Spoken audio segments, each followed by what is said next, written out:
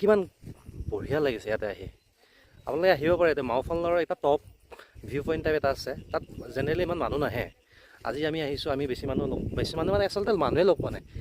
আপোনালোকে কিবা যদি টিফিন কিবা লৈ আহে, মাছ মাংস কিবা কিবি ভাত এটা ধুনীয়াকৈ খাব পাৰে। একদম বঢ়িয়া ভেলি এটা, ধুনীয়া ধুনীয়াকৈ সৰু ফুল ফুলি আছে, সেইবিলাক দেখিছেনে সৰু সৰুকৈ ফুল এইবিলাক। দুয়ো আছোঁহি আজি মেঘালয়ৰ মাওফালুৰ না মাওফালুৰ বোলা ঠাইডোখৰত। ইমান ধুনীয়া, কোনো মানুহ নাই। আমাৰ লগৰ এহাল আছে আৰু আমি দুয়ো আছোঁ। জীৱনটোত আৰু কি লাগিছে জানেনে? ইমান ধুনীয়া এটা পৰিৱেশত আছোঁ। মানুহে জীৱনত কেতিয়াবা যে কয় নিজৰ ব্যস্ততাপূৰ্ণ জীৱনৰ পৰা পলাই যাব লাগে বুলি, সেয়াই কৰিছোঁ আজি আমি।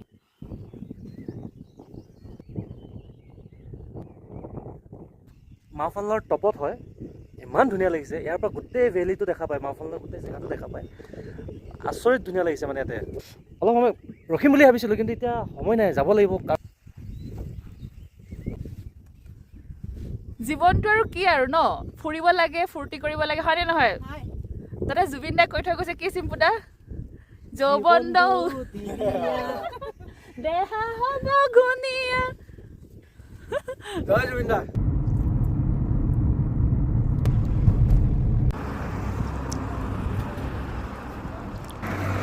ইমান ধুনীয়া নহয় মেঘালয়ৰ জেগা কিছুমান। এইটো নংষ্টেন যোৱা ৰাস্তাত আছে আৰু নংষ্টেন যোৱা ৰাস্তা, নংষ্টেন আৰু মাওফালৰ ইফালে যায়। মাজতে আমি ৰখিছোঁ, ঘূৰি আহি আছোঁ আমি। দেখিছেনে পূৰা ছুইজাৰলেণ্ডৰ নিচিনা ভিউ পূৰা একদম।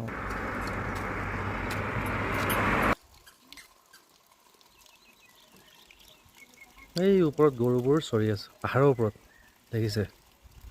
মানুহ উঠিব নোৱাৰিব, তাতে গৰু ঘূৰি আছে।